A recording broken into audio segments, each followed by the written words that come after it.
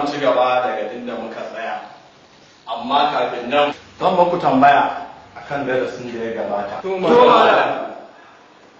Kai Aminu, wa ya kashe Abu Jahal?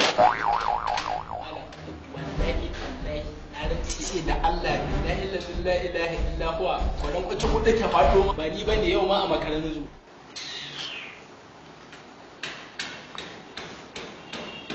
Kai Ahmad, wa kashe Abu Jahal?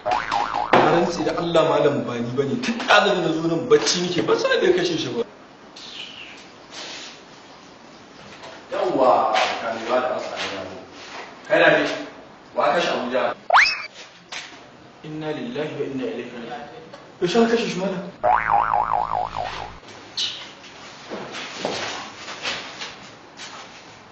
Oi.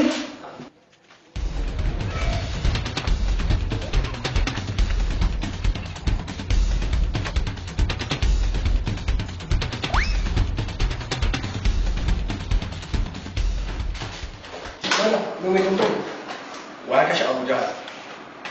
Wallahi ba.